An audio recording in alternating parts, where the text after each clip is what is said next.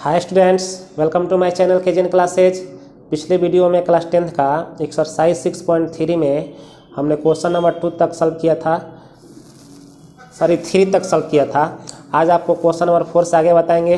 देखिए question number 4 क्या कह रहा है कि आकृति 6.36 में क्यू आर बटा क्यू एस बराबर क्यू टी बटा पी आर तथा कोण 1 बराबर कोण 2 हो तो दर्शाइए कि त्रिभुज पी क्यू एस समरूप है त्रिभुज टी क्यू आर के। देखिए इसके लिए एक फिगर बनाया हुआ है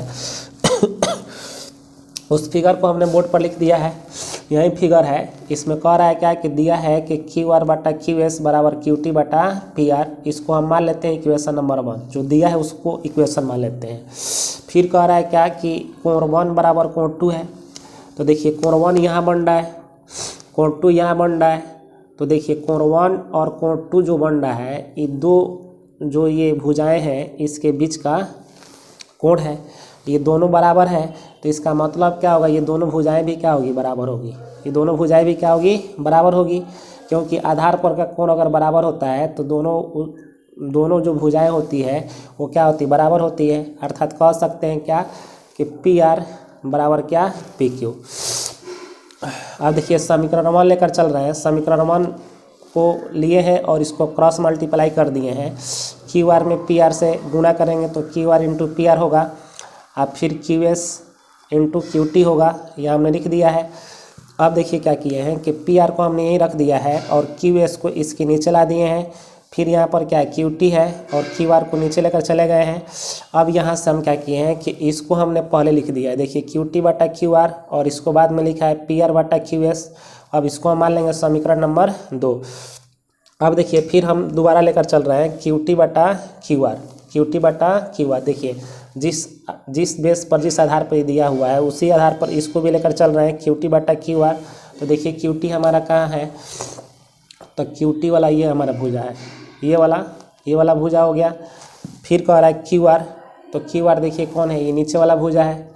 अब फिर कितना हो गया पी आर, तो पी आर देखिए कहाँ है, पी आर ये वाला भुजा है।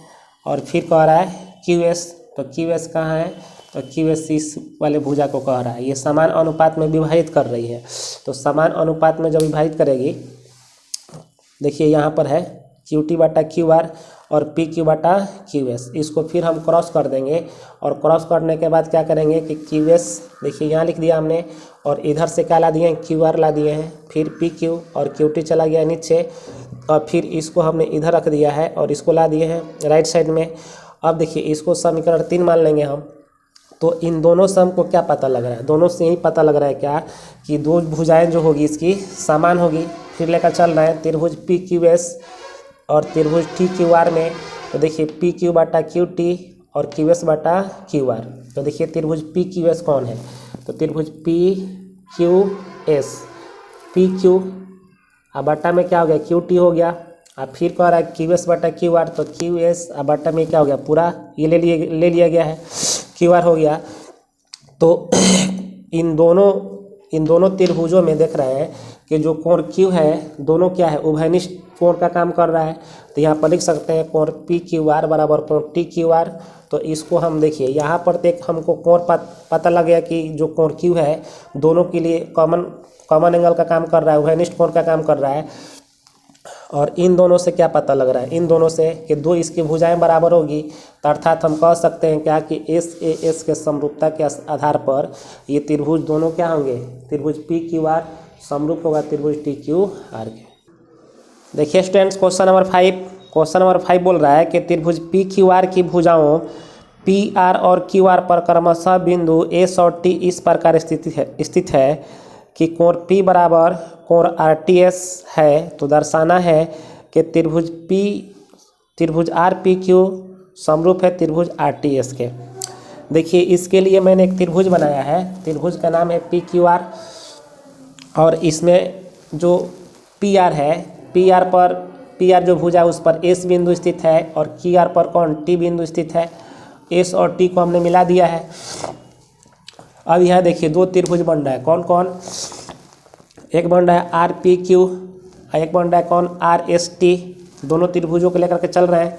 तो यहाँ पर हमने लिखा है कि आर पी क्यू बराबर कोण RTS RPQ।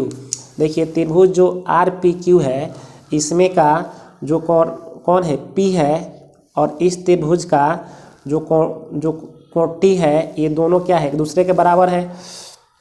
फिर यहाँ पर हमने लिखा है कि कोण PRQ, देखिए कोण PRQ और फिर यहाँ लिखा गया है कोण TRS। देखिए जो R है ये दोनों त्रिभुज के लिए, त्रिभुज RPQ में और त्रिभुज RST दोनों में क्या है कॉमन है, तो यहाँ पर दोनों क्या हो गया बराबर हो गया। तो देखिए जिस त्रिभुज के दो एंगल बराबर हो जाते हैं तो उसको हम लोग क्या कहते हैं ए के समरूपता के कसौटी के आधार पर ये क्या होगा समरूप होगा। देखिए अब इसी तरह से क्वेश्चन नंबर जो 6 है क्या बोल रहा है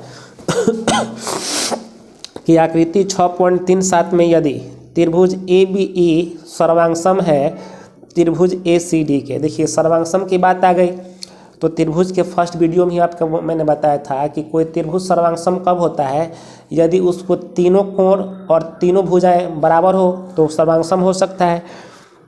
तो कह रहा है तो दर्शाइए कि त्रिभुज ADE समरूप है त्रिभुज ABC के।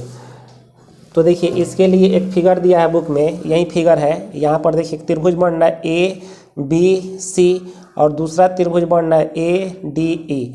तो देखिए ये कह रहा है क्या कि त्रिभुज ABE यहाँ पर देखिए ये वाला त्रिभुज को बोल रहा है, त्रिभुज ABE यानी ये त्रिभुज ये वाला त्रिभुज को बोल रहा है। और फिर कह रहा है त्रिभुज ACD, देखिए त्रिभुज ACD इस वाले त्रिभुज को बोल रहा है, फिर इस वाले त्रिभुज को बोल रहा है। कह रहे ये दोनों क्या होंगे सर्वांगसम होंगे। जब ये सर्वांगसम होंगे तो इनके तीनों भुजाएं और तीनों कोण भी क्या होंगे बराबर होंगे। तो देखिए ये तो दिया हुआ है। अब इसमें हमने लिखा है कि AB बराबर AC, किस कंडीशन में, तो त्रिभुज ABC को लेकर के चलेंगे तो उसमें क्या हो जाएगा AB बराबर AC हो जाएगा।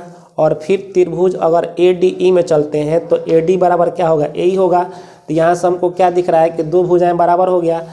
अब देखिए जब ये कंडीशन मिल गया तो हम लोग यहाँ पर थेल्स पर में लगा सकते हैं AB बटा AD। देखिए AB ये पूरा हो गया और AD ये हो गया और फिर ये आपका थेल्स का विलोम यहाँ पर लागू हो रहा है और फिर AC बटा AE। देखिए ये AC बटा AE हो गया। अब इसको हमने क्या किया है कि AB का AB रख दिया है और इस AC को इसके नीचे ला दिए हैं। तो जब AC को नीचे लाएंगे तो जो इसके नीचे AD है वो कहाँ चला जाएगा ऊपर चला जाएगा। इसको समीकरण 1 मान लेंगे। अब देखिए त्रिभुज ADE तथा त्रिभुज ABC में हम चल रहे हैं, त्रिभुज ABC में। तो इसमें हमको क्या मिल रहा है AB बटा AC बराबर AD बटा AE।